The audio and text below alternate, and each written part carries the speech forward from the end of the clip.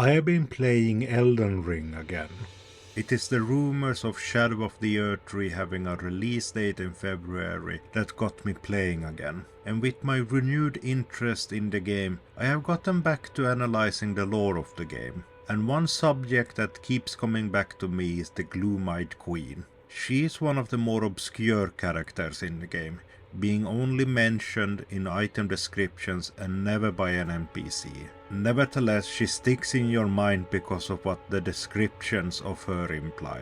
And I have an idea about the identity of the Gloom-Eyed Queen, and I haven't heard many other people talk about it, so I wanted to share the idea. Let's start with the facts of the Gloom-Eyed Queen. We know from the Black Flame ritual spell that she led the Godskin Apostles. These are the bosses you meet around the game that are clad in the skin of people. They are quite disturbing to look at. From the same item we also know that she was an Empyrean.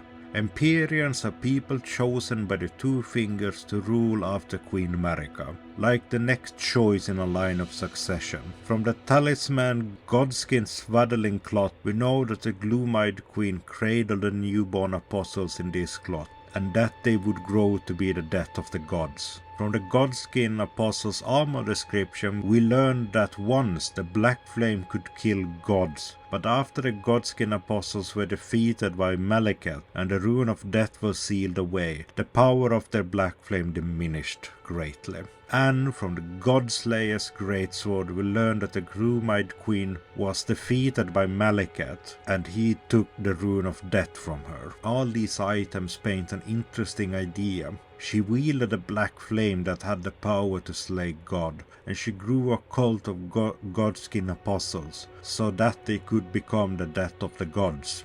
And then something happened that made Malekith defeat her. Note that it doesn't say kill her. It is from this point we're going into pure speculation. First off, do you remember Godwyn?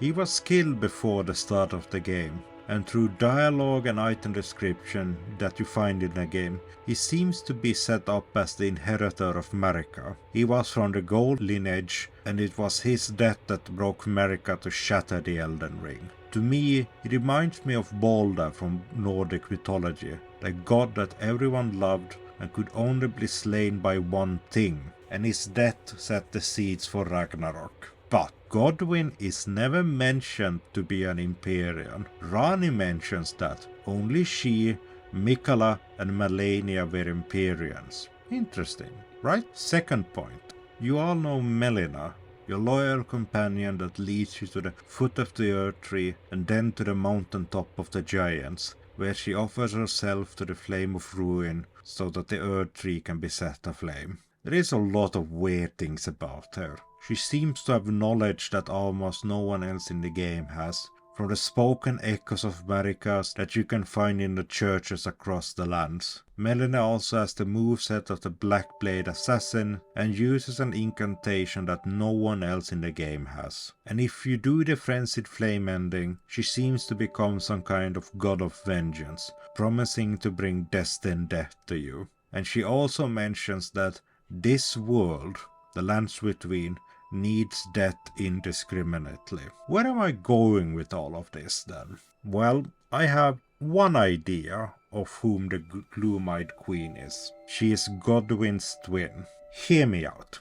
Elden Ring is really obsessed with the idea of twins and dualities. Marika, Radagon, Mikola, Melina, Radahn and his horse, Rykard and his snake. And yet, there is only Godwyn, all alone, set up to be the inheritor after Marika, and yet he is not an Empyrean. So what if he was not born alone? What if he had a twin, and to that twin Marika gifted destined death, so that she could be like a shadow to Godwyn's golden light, like a shadow of the Erdtree? Because at this time the Rune of Death was not plucked from the Elden Ring. At this time, the Golden Order was not established.